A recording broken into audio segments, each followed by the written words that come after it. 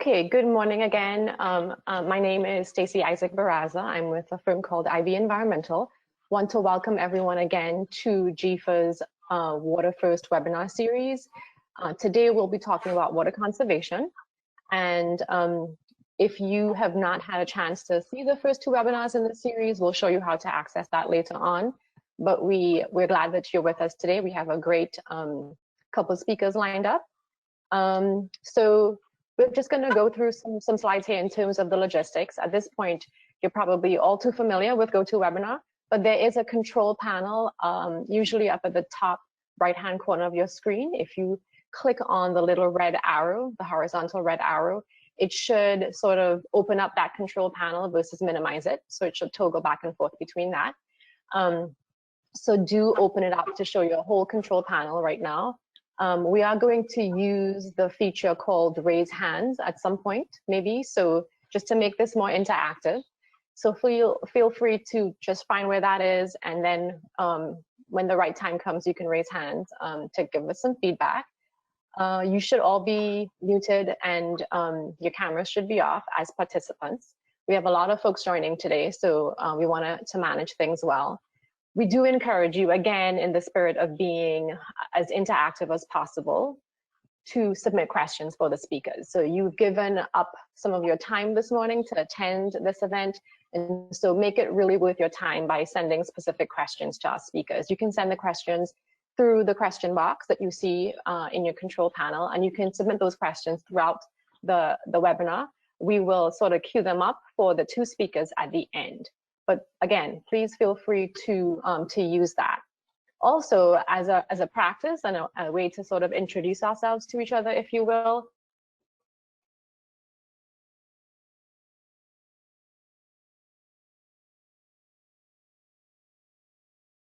your name, then your favorite water conservation feature. So it could be a name, your organization, device.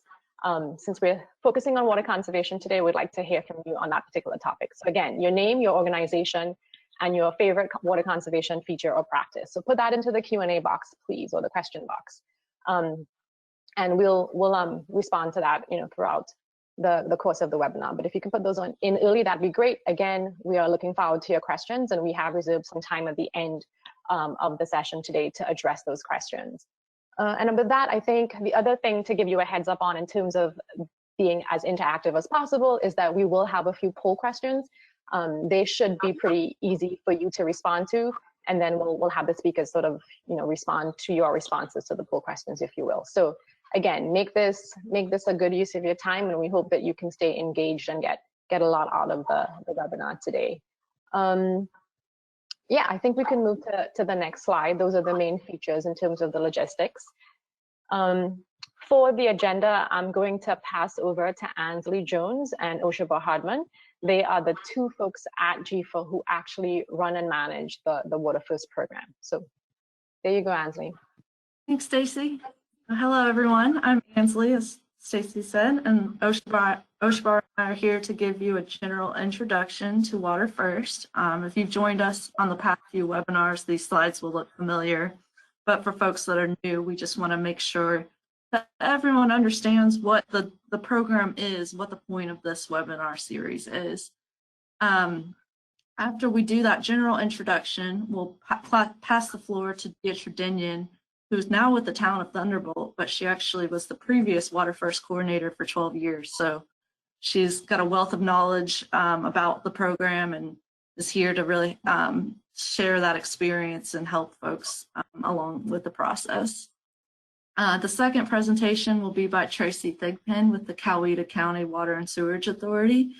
And Tracy has been a part of the program for a while as well, because Coweta County went through with their designation back in 2010. And so Tracy's been a part of coming to different reviews for other communities and taking part as Coweta County continues to improve their programs. So both of these folks are great resources. Please use them to ask as many questions as you can today or for their presentations. At the end, we'll do a question and answer session. So Stacey will field any questions you've submitted throughout the webinar. to the particular speaker. And we'll also be kind of answering any questions we can directly to you through that question and answer box. As Stacy introduced, we will also have poll questions today. So please, answer those as they pop up on your screen. We're very curious to see, your responses. And at the end, we're also really hoping that you'll take our survey that will pop up when you close out the webinar. That will help us to improve our programming in the future. So as I said, I want to go through a general introduction to WaterFirst, what this program is. So WaterFirst is a prestigious designation for local governments who have demonstrated environmental excellence beyond what is required by law. It's those communities that are working with other partners outside their jurisdiction and state partners, non-governmental partners, because they recognize that water resources do not fall within political boundaries. So they work with other partners to increase the quality of life through the wise management and protection of water resources. These communities have recognized that it's important to proactively plan so that they can put in investments today so that future generations will see the result of the environmental and economic investments that are being put into place. So just to give you an idea of what it takes to become a WaterFirst community, I wanted to go through what the application process looks like. On the GIFA WaterFirst website, you will find all the application materials. There's a Word document and there's a spreadsheet called the WaterFirst checklist. This is just a screenshot of a piece of the checklist, but it's a pretty comprehensive spreadsheet because it covers the 9 categories within WaterFirst. Oshabar will go through those in more detail in a few minutes. But essentially, this piece of your application will probably take you the longest because you'll probably need to work with several different departments within your government and even other partners to help make sure that each of these items are being addressed in your community. GIFA will take applications on a rolling basis, so you can send us an email when you have these documents ready, and Oshabar and I are happy to assist you if you have any questions as you're filling it out as well.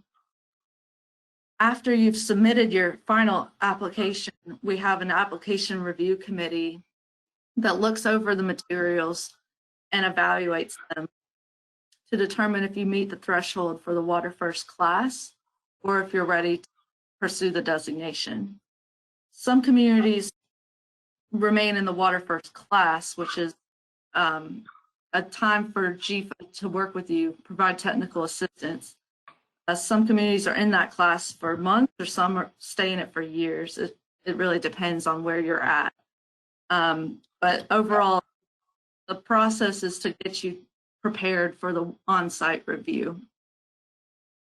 An on-site review is when you invite peer reviewers, that is, folks from already designated WaterFirst communities, out to your community to give a presentation on all of your WaterFirst checklist items and to really break down your community, show why you guys are putting water first in your community. And you plan a whole day of the presentation, a lunch, and a tour of somewhere interesting in the community. And then those peer reviewers will provide evaluations after the day, and those will let us know whether you've met the threshold to become a designated WaterFirst community. The picture here is actually from a WaterFirst review that we held last year in Hall County. This is called the Bandalong Litter Trap. That's just one of their BMPs for protecting the water quality. With that, I'll pass it to Oshabar to give you a few more details. Thanks, Ansley. As Ansley stated on the WaterFirst checklist, there are components that are the makeup of what we're looking for in the checklist that will allow communities to really give a comprehensive view of their program as a whole. And these components of the WaterFirst consist of the watershed assessment, the stormwater master planning, wastewater treatment and management, water supply planning, water supply protection, water conservation, water reclamation and reuse, educational outreach, and regional water planning. All of these components make up the WaterFirst checklist, and you want to be as comprehensive as possible and given as much detail. And then also, if you need to have any collaborations or partnership to get all of this information compiled, we want to make sure that as you guys are going through this process with the application, that you're tooting your horn per se to show that you are, doing your due diligence in these areas to make sure that you're completing as much as you possibly can. We know that all communities don't, handle every single one of those components. But if there are other collaborations where you can work together to get that information a part of your checklist, that's always a positive, because you want to make sure that when you're going through this process, that you're doing everything possible to get as much information to disseminate to us as the WaterFirst program coordinators and to also the reviewers. Next slide. So once you go through the process of the application and then on-site review, and if you are so happen to become a WaterFirst designee, these are the designation benefits. First of all, for your financial incentives, you get a 1% interest rate reduction for GFA water-related loans, which could be a big benefit and impact to the financial status of your community, because it helps in so many ways in saving money. That 1% reduction goes a long way when you're dealing with financial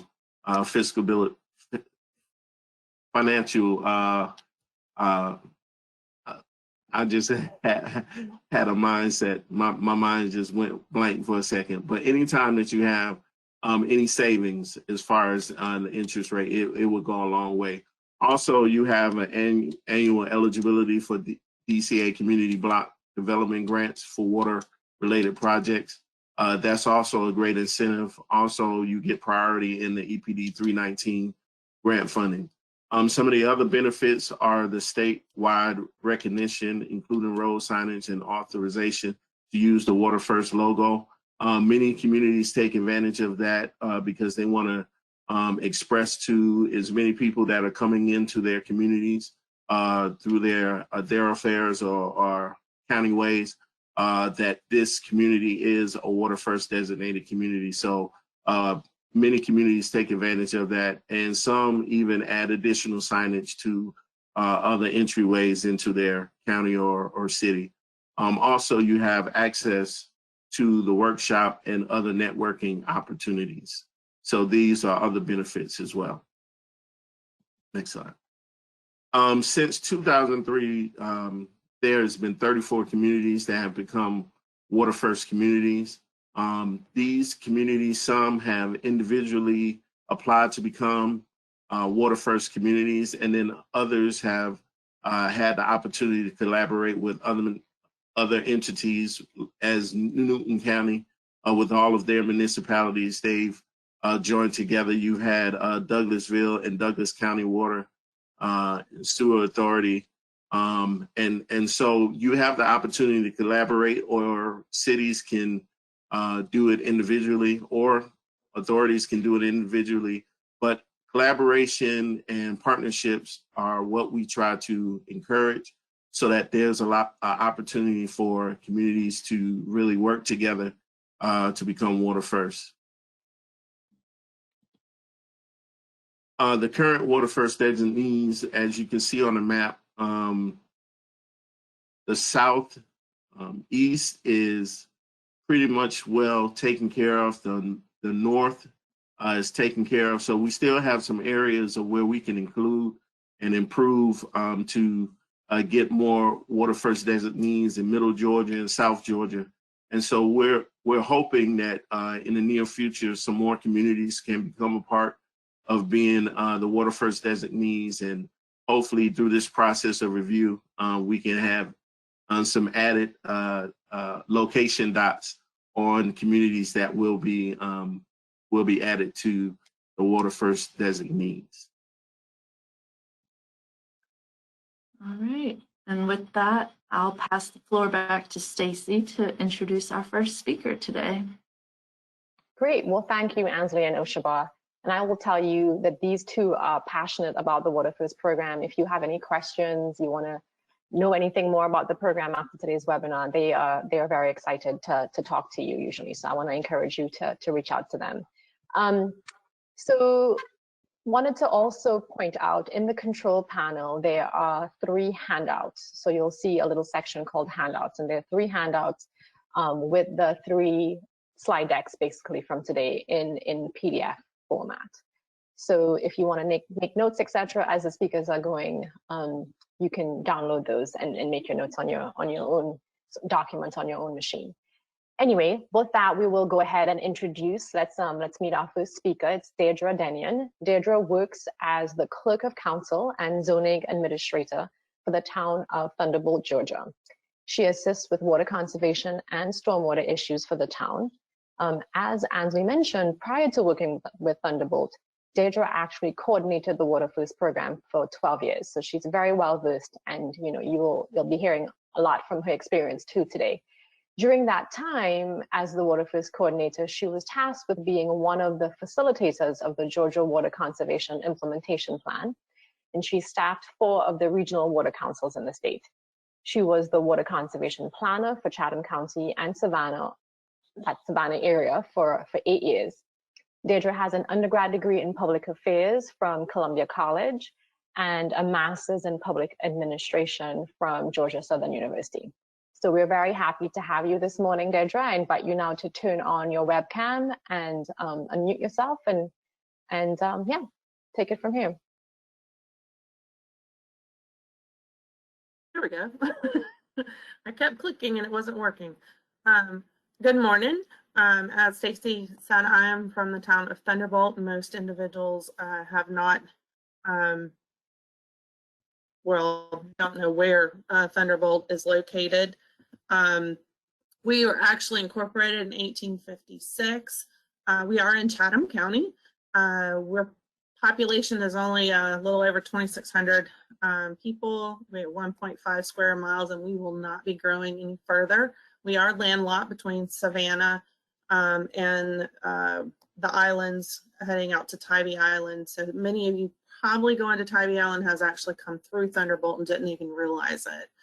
We started out as a fishing community, and even today, our largest employer is Thunderbolt Marine, though it's not for fishing, but yachting. Yachts dock here and get work done or rest to come into town. I was asked to talk to you about water conservation, and that was probably my first baby when I started my career 22 years ago. State of Georgia has battled drought. Here on the coast, we've been dealing with saltwater intrusion and still deal with saltwater intrusion in our groundwater. Growth is not ceasing. Georgia is growing immensely every year, so we still are having to deal with water issues. But from a personal standpoint, water conservation helps those individuals keep their water costs down. But a lot of things is, because I've had this discussion with many an engineer and many a politician, is that I'm not saying conservation is the answer for everything, but that it does minimize a lot of those big funding projects like reservoirs and water treatment plants. It can push them off several years, but it also helps maintain our streams, rivers, and lakes. And around here on the coast, that's extremely important for fishing and boating. We need to protect that aquatic life that's downstream for all those downstream users. For those of you that are upstream, I am the downstream user. In Thunderbolt, it's extremely important because we have saltwater intrusion in the Florida aquifer. We have been addressing this issue since the late 90s. We are having to reduce our water withdrawal permits, and we just met one point at 2020, and now we have till 2025 to finish the next reduction. We actually, as our backup source, buy water from City of Savannah, and that's like 3 times more expensive than us actually producing it from the ground ourselves. So conservation is extremely important to my town. We're here at the poll question. Stacey, are you do I need to read each one? I think Anstey's going to handle that. It should pop up. Yeah, It's a good practice. Thanks, Ben. Can you also read the question, Ben? Yes, this is Oshabar. Oh, hi, Oshabar. All right, here we go. All right, the first poll question is, what is the Water Stewardship Act?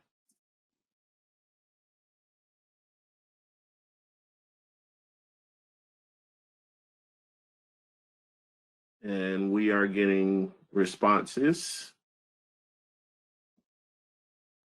2 more seconds before we close. Everybody get your votes in.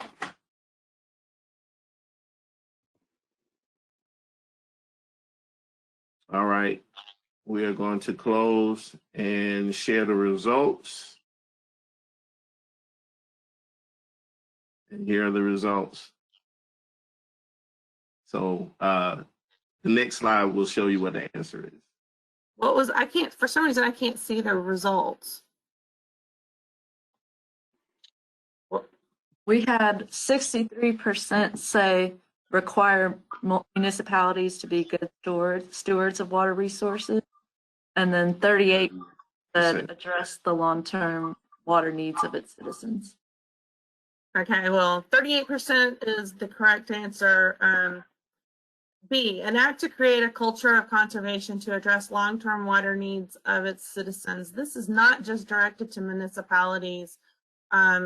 This is actually directed to also the green industry. We have also dealing with equipment, which I'm going to go into as we go along. As I said, the Water Stewardship Act in 2010 to create a culture of conservation to address that long-term needs for citizens. It also provided a framework. We started having things such as the state agencies had to start reporting, and we had certain things that were set up and requirements and baselines that they wanted to see so that, I guess, later down the road, they could start making decisions on that.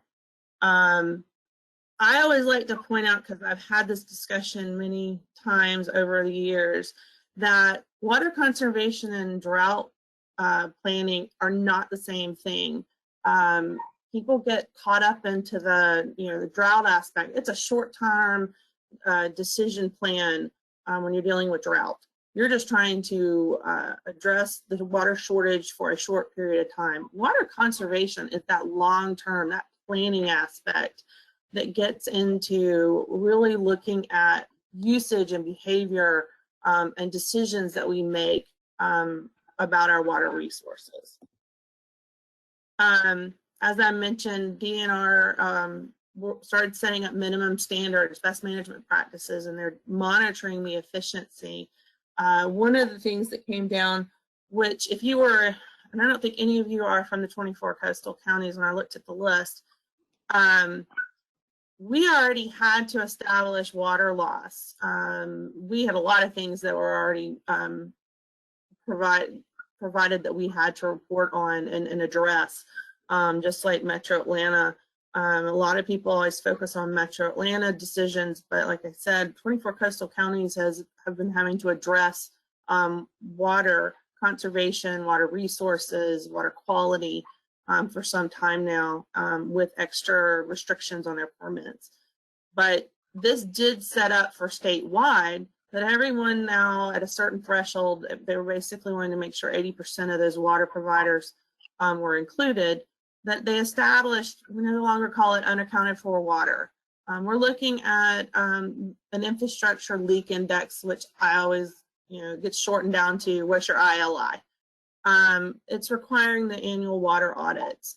And so there was a standard set of how we were to collect this information and implement for water loss and create a water loss detection program. So you now had to report to EPD about your water loss.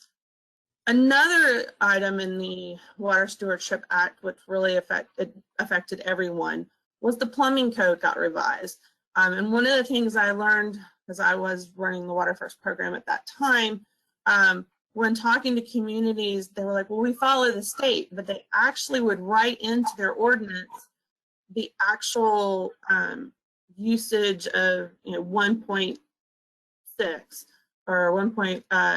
Into the actual ordinance. Well, if the state changes their code, it's not changing with it because you've put the information in. So I've always encouraged communities to ensure that just in their ordinance, just simply say we follow state code in the story. And then one thing I've been dealing with being the zoning administrator and handling building permits is that, we can just pull the state code and go, here, this is what we're following. And whenever it changes without us having to go before council and change it. It also required high efficiency cooling towers. And they phased it in, so it gave you 2 years basically to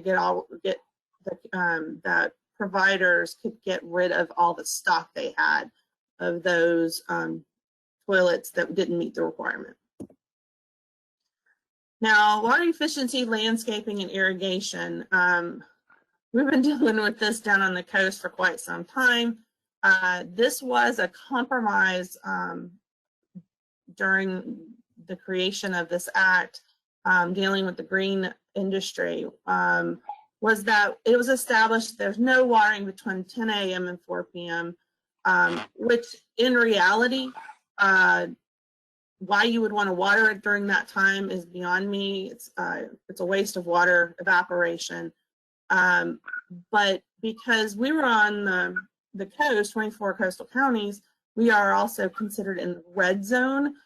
We already had a variation to the rule. And so we actually have odd, even watering days.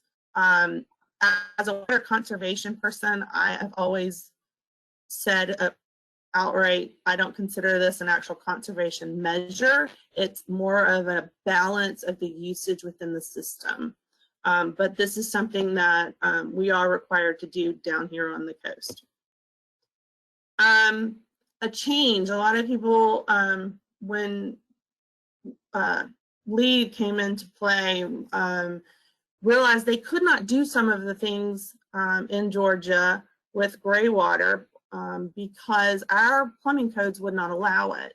So this changed that. So now you are able to use non-potable gray or rainwater in your toilets.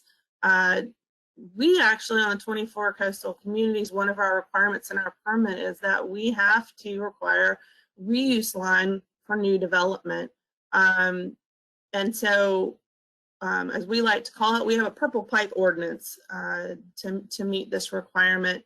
So if you have reuse water available, then this is a requirement for any new development. Also, which is not water conservation in the forefront of how you view things, coastal stormwater supplement is another item on the coast that we have to deal with. And it's all referring to how we store water on site because we're trying to limit the runoff. And so this tied in very well with water conservation as well. So we actually have 2 regulations that we have to follow that helps us with this as well. Submetering is an issue that was put into play where no longer can you have like apartment complexes on one big master meter. It had to be submetered. Every unit, every office has to be metered. But of course, there's no retroing back to it. So it's anything that was built after 2010 is how the ordinance reads. what the legislators left you to, or the governor, was that you have to decide locally, are you going to put that back on the property owner? Are you going to make that the local government, or on the water provider? And so that you will see throughout the state of Georgia would be different throughout that time, of seeing whether it's handled through a property owner or local government. So some people just put it back. If you put it back on the property owner, it's not necessary. It could be actually accounted for, but it's not usually measured in the same way. So it's not always a good idea. Of course, local government or a water provider wants to make sure it's done up to standards versus if a property owner puts individual meters, it might not meet the standards of a local government or water provider. Now, in water conservation and Thunderbolt, a lot of people don't realize, because when water conservation is discussed, it's always thought about in metro Atlanta area. I can honestly say Cobb County, they're also WaterFirst, has always had an amazing program. But when down here, before regional water councils began, Chatham County actually got together with all its municipalities and created a water supply plan in 1996. And it actually created the water conservation program that was funded partially by Chatham County and partially by the city of Savannah. I was actually the second person to take this position. And when I was in that position, I had no issues with sharing our resources with the other municipalities, even though they technically didn't pay into the program. So everyone benefited for having the program, because it was pretty comprehensive educational program. And then we actually started doing plumbing retrofits before doing rebates later down the road.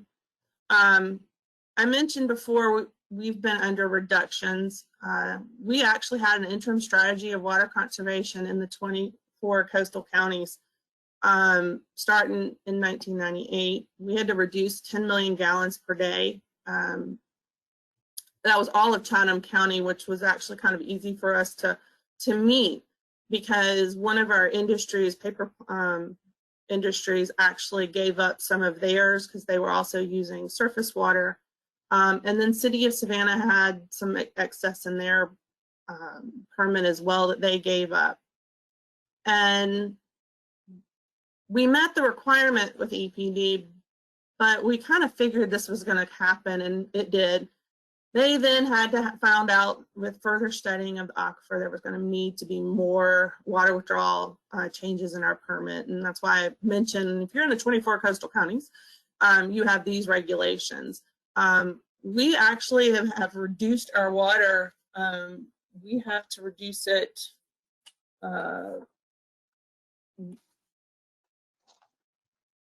Our permit was cut originally. We had a permit of 400,000 gallons per day.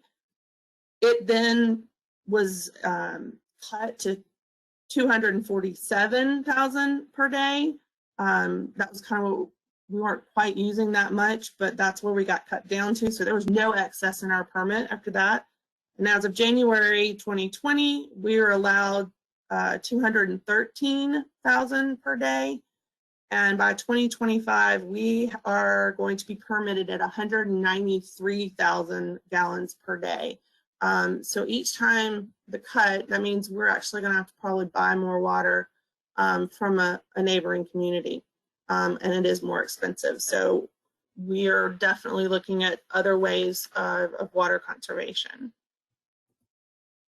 And that's why I wanted to talk about actually what makes up a water conservation program. And I realized after I sent this off, I did miss one key element.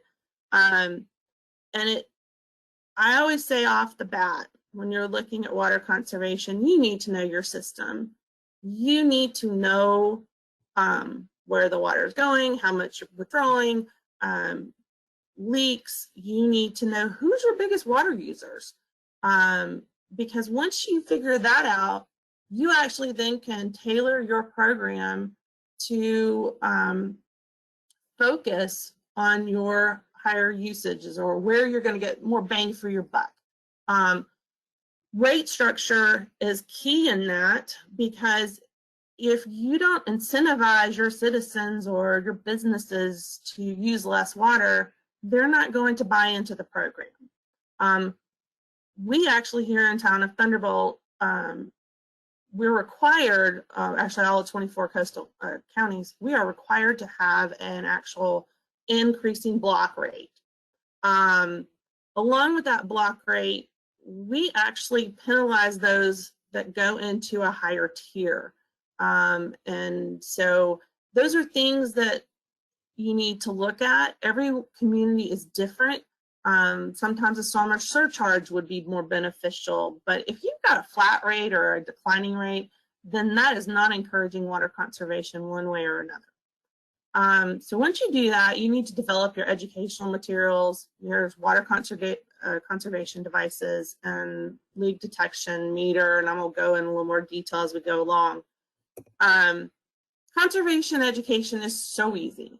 I can't emphasize that enough. And when we were working with communities for WaterFirst, I was always amazed at how that was the least amount of where everyone needed the most work, was just reaching out to their citizens and encouraging them to be efficient. I'm one of those that'll tell you, I'm not saying sacrifice, needs. I'm talking about being efficient, making sure you have no leaks. Here in Thunderbolt on the coast, leaks, we have issues with, pipes coming from the meter to the house. Of course, I always like to remind people that toilet is one of our biggest water users in house. And the flappers nowadays are not designed to really survive past a year. So those things need to be checked. I know that Tracy will be talking about their program and their metering program. We do have AMI, and we have a leak alarm list that we get every time they go out and collect the data, and we let the citizens that fall on it, you might want to check XYZ. But again, it's simple customer service and getting them to just understand the usage of water. We actually here in town of Thunderbolt took the step. This is actually in our regional water count, our regional water plan as an option, and Thunderbolt actually made it into an ordinance. So we do require rain sensors. Outdoor water use around here, I always laugh and just baffled sometimes how people will have to feel the need to water every day. And we get plenty of rain down here. Usually when Metro Atlanta and others up north are not getting rain and they're under droughts, we're usually doing just fine down here. And right now we're in the same boat. We have plenty of water. Matter of fact, we have mushrooms popping up everywhere. And so if you have an irrigation system that you set it to go off every day or every other day, and it's been raining every day, this will prevent that from happening. It's a really inexpensive way to prevent waste of water. And so we have made some decisions here to restrict some of that irrigation outdoor watering. We also do allow shallow wells that goes into our non-potable water. So that's an option here as well. Outreach, we've tag teamed with, City of Savannah, Department of Community Affairs, and we've done education at various events.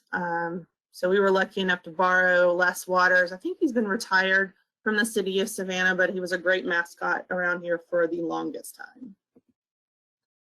We have partnered with several other communities to do rain barrel workshops or to sell at a reduced price. Last year, we did a large sell of rain barrels throughout Chatham County at a reduced price, and it was a huge hit. So we got lucky to tag team with a a vendor that was willing to help us out. And it was a one-day event. We recorded, I mean, we didn't even have to handle money or anything. That was handled through our vendor. All we had to do was handle the pickup of the actual rain barrels. So we're to the last, and I was the last polling question to see if y'all caught this in the presentation. All right, we're about to launch the question so that we can get results being launched. So please enter your responses.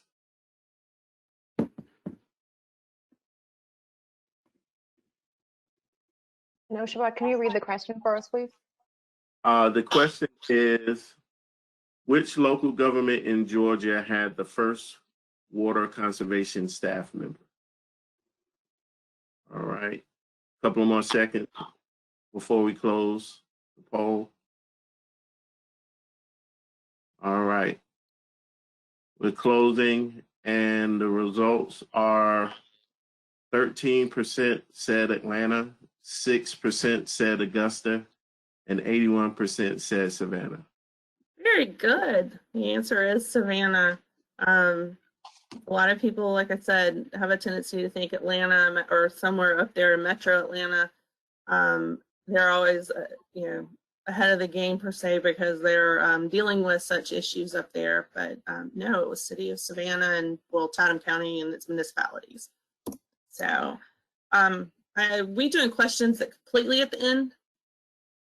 Yes, yeah. I'm keying up the questions, Deidre, and we'll do them at the end. Okay.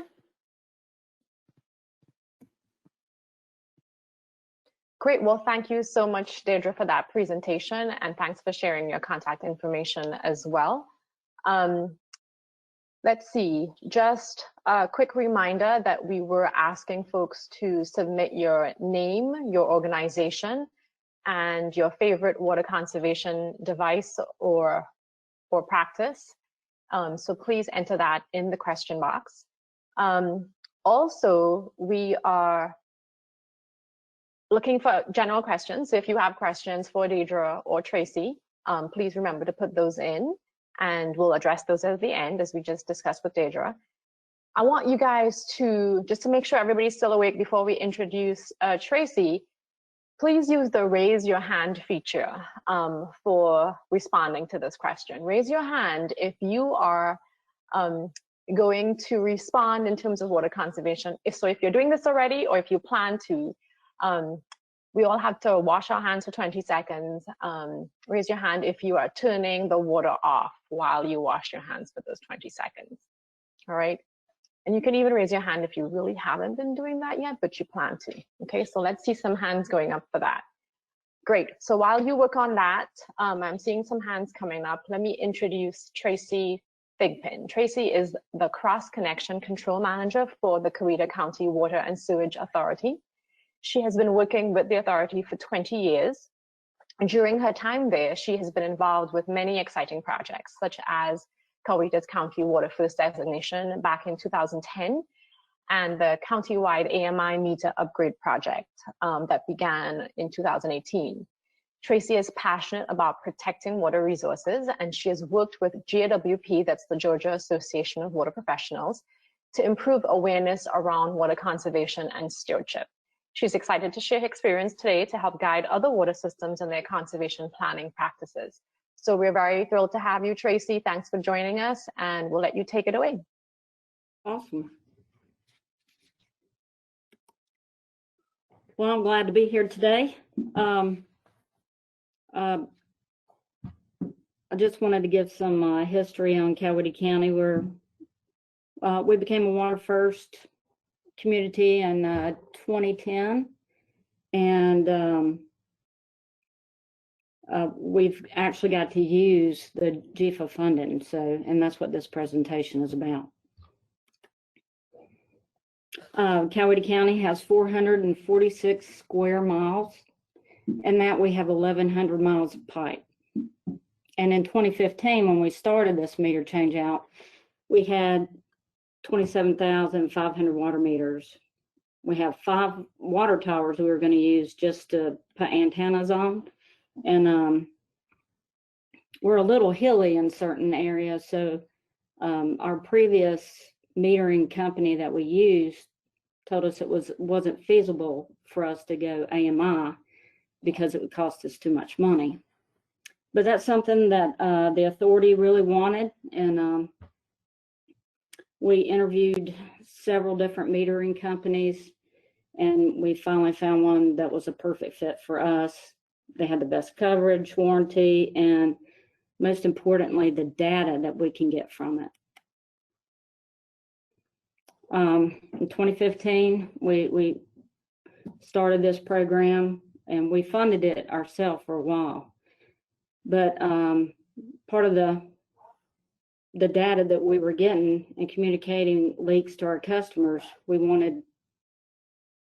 everybody wanted it. So we couldn't afford to do it all at one time. Plus, it's not really a good thing to do, change out your entire infrastructure at one time. So we phased it out, and then we made the decision to go with GIFA because everybody wanted these meters, and they love the fact that, we contact the customer now when they have a leak. So we went through GIFA, and thank y'all so much, because this AMI program has opened up so many other doors with our metering system. The goal was to get the remaining in 2017, to get the remaining meters changed out, and we used Turnip Seed Engineering to help us with the application for GIFA, and it was approved in 2018. These are our goals, is just be 100% AMI. We went from 4 trucks going out and getting readings every day to 1. And also we had 2 meter techs.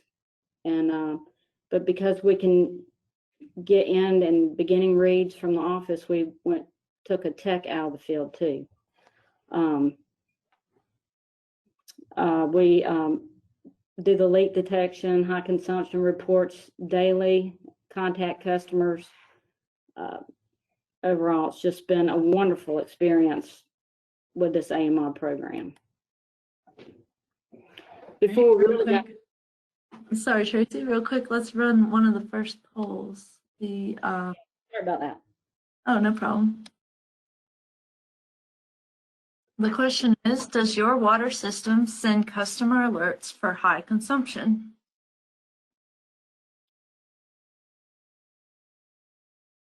I'll give it a few seconds here. And the responses, the options are yes, no, and I don't know. And we always encourage folks to really try to think about it and see if you can pick yes or no, instead of resorting to sort of the low-hanging fruit of I don't know. All right. And we've got 40% saying yes, 40% said no, and 20% said I don't know.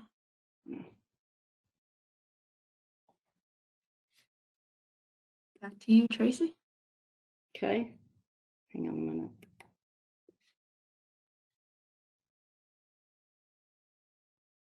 Uh-oh. I need to go back a slide. Just use your left arrow. It should go backward. The left arrow? Mm-hmm. The left arrow on your keyboard should work too, I think, Tracy. Oh, okay.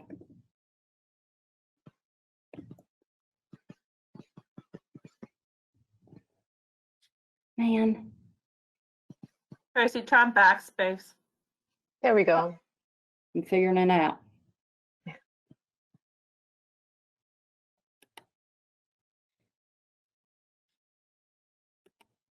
Okay. Whew. All right. Challenges. In 2017, we did propagation study, and we're going to use 5 of our water towers, but we only had to use 4, and they gave us, like, I want to say right around 90% coverage of all of our customers. It was amazing. And so what we did is we funded it ourselves and put the towers up so we could just start deploying these meters ourselves anywhere. In 2018, we added 2 more using the GFA funding and to the west side of Coweta County, because that we don't have a lot of coverage on that side. And this got us right at, I want to say 95% coverage of our customers, or 90%. Well, it's more than that now, but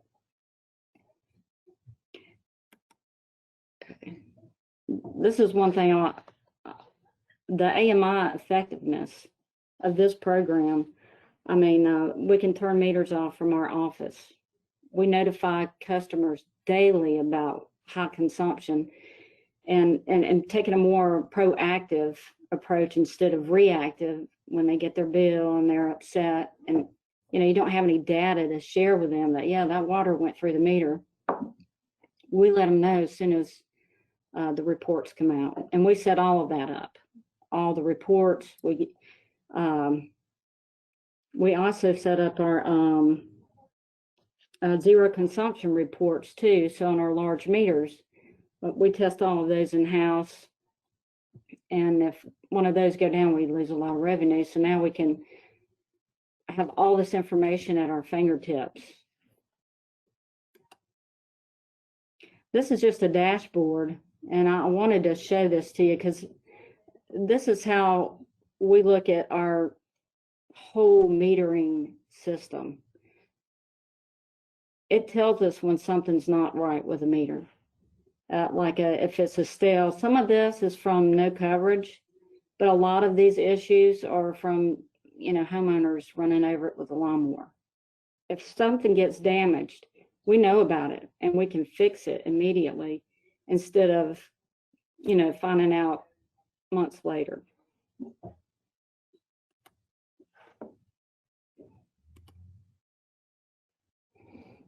Like I said earlier, you know, the data, there's so much of it, and all of it is useful, and we're implementing more every day. Leaks, we notify daily.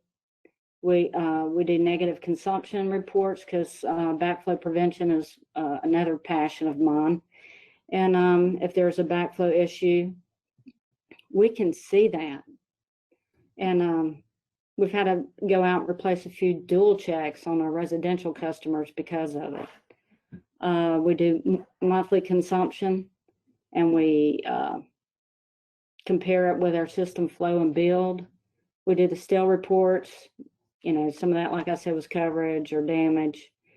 And orphan meters, this is something a lot of people don't think of, but, you know, billing make mistakes sometimes too by putting numbers in the wrong place, or, you know, it happens. This lets us know if our billing and our metering are working together and everything's like it's supposed to be. And we do like the zero consumption I talked about. We do all of our large meters testing in-house. But if we get this comes up, we have the opportunity to go out there and make the necessary repairs. And all this you can set up yourself. So, I mean, it's endless. And this is how the network matrix works. This is available for you so you can see where your spots are that you need to add, you know, antennas in that area. So you don't have to do a propagation study. You can do your propagation study as you go. And this is helping us right now because we're looking at adding 2 more antennas on the west side and one around the Peachtree City area, just because there's a little spot in there that we can't get 100% data from. Like I said too, we're monitoring our system because, you know, we have that wonderful water loss audit that everybody loves so much to do and participate in. But now we can see how our system flow trends with our build and metered consumption. It's pretty cool. Sometimes it doesn't make sense to me, and then sometimes I'm like, man, we're doing so good. But I wanted to, you know, share that with you guys. And I think we have a question, a poll question. Yes, let me pull that up now.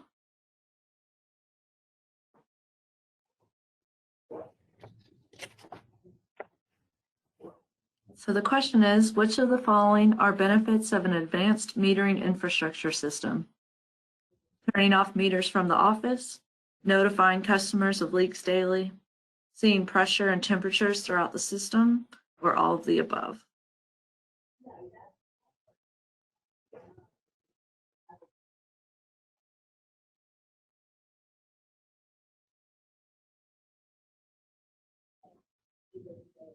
All right, I'll share the results. Looks like we had 100% choosing the correct answer, all of the above.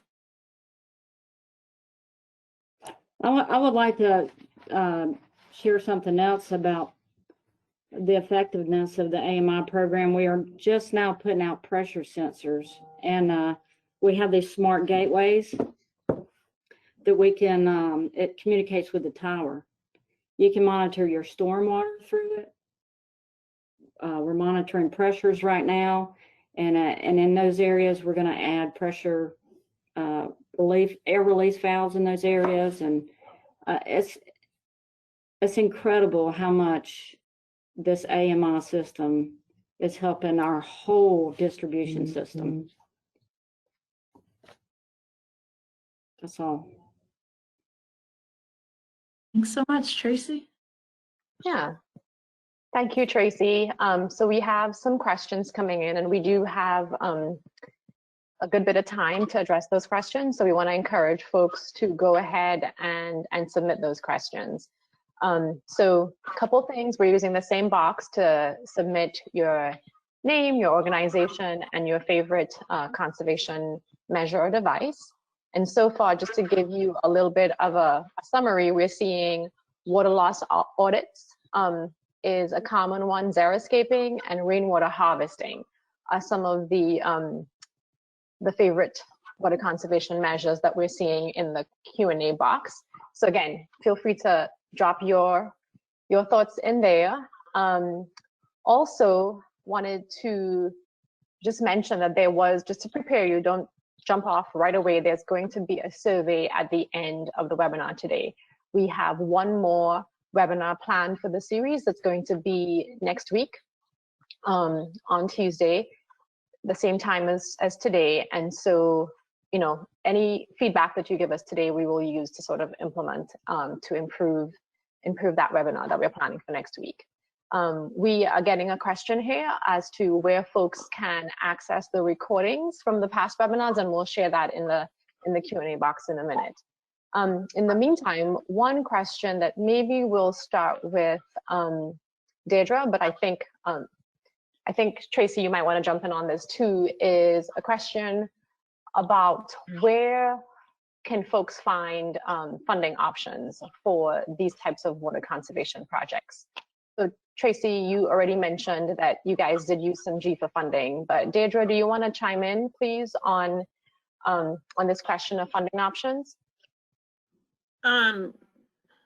Well, it depends also on the community. You might be able to pull some out of DCA. And then there's that for smaller rural communities. Help me, Stacy. What was one of our funder groups? What 8? So the USDA's Rural Development Program, maybe, is what you're referring to, Deirdre? And it really depends on the project because, like I mentioned, and actually Tracy mentioned, you know, stormwater stuff can also be water conservation depending on how it's used. And that is also a 319 funding is an option.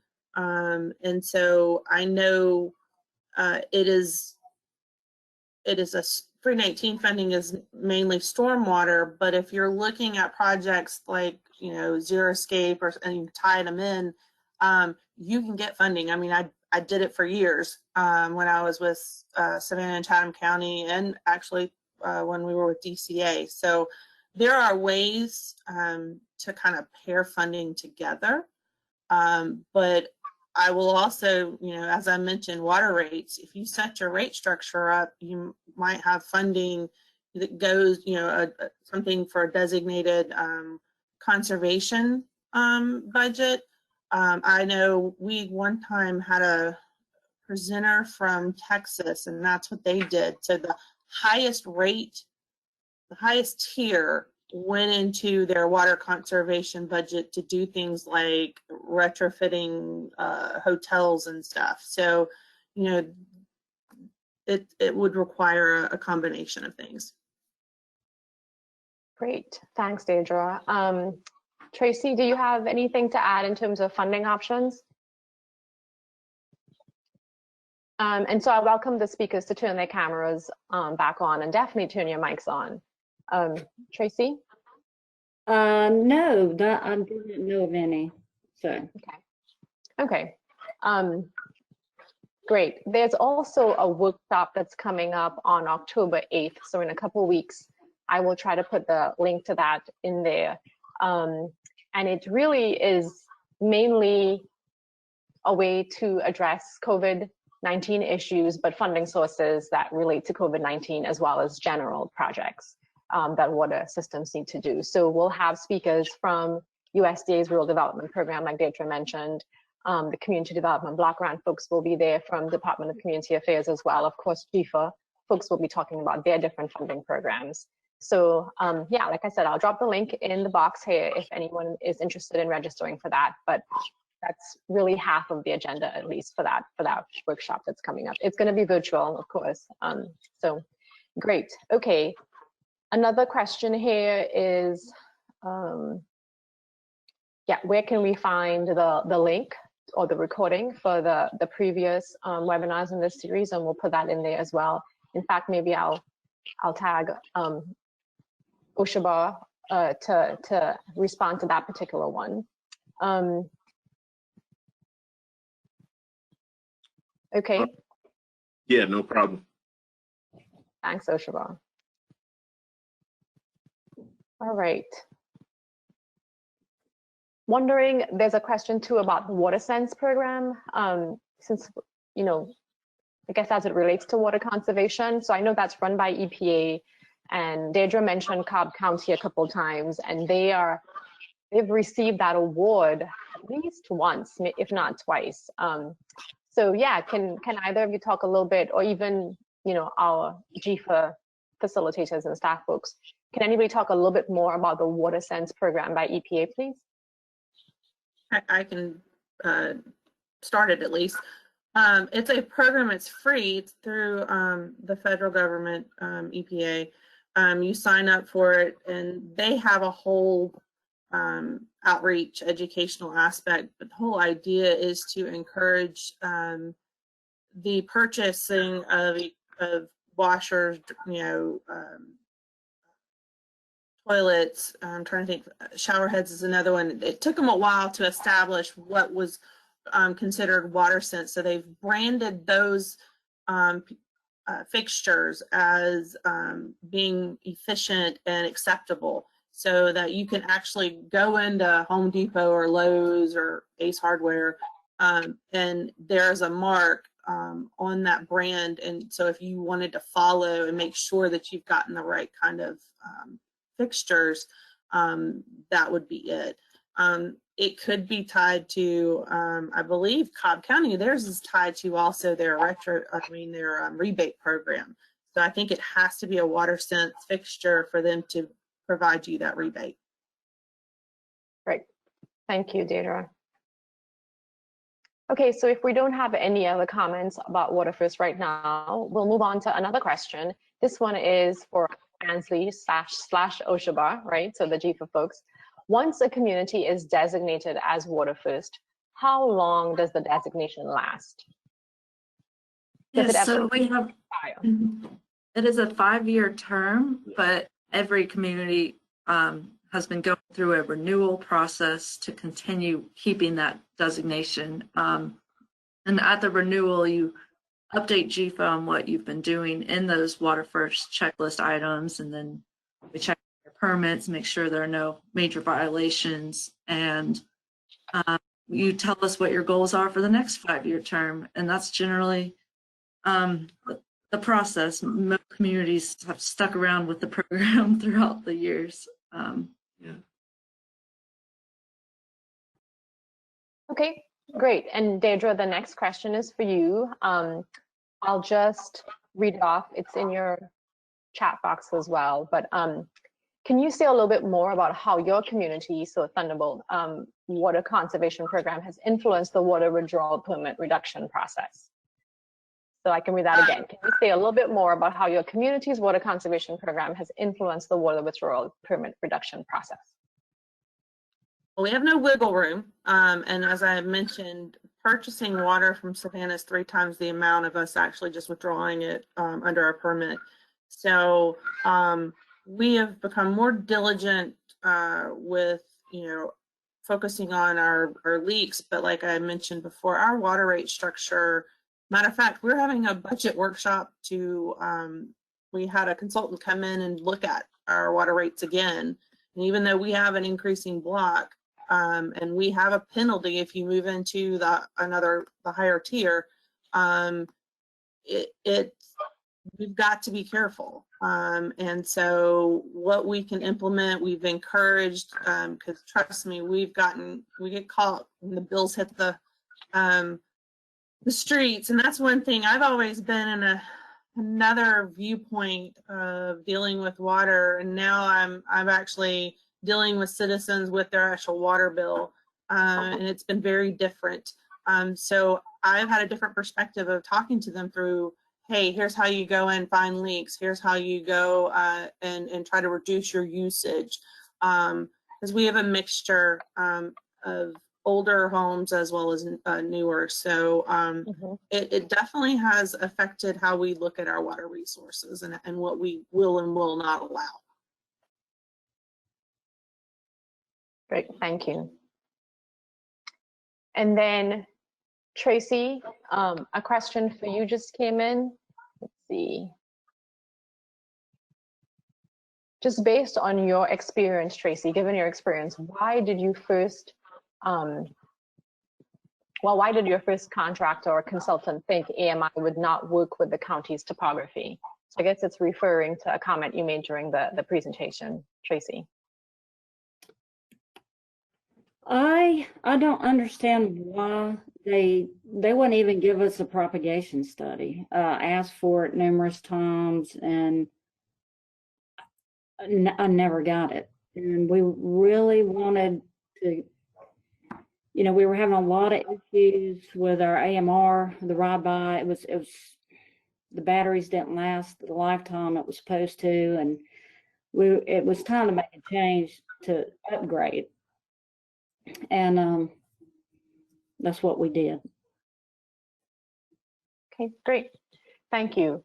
Another question related to sort of these more high-tech meters, AMI, for instance, is this concept of low flow restriction.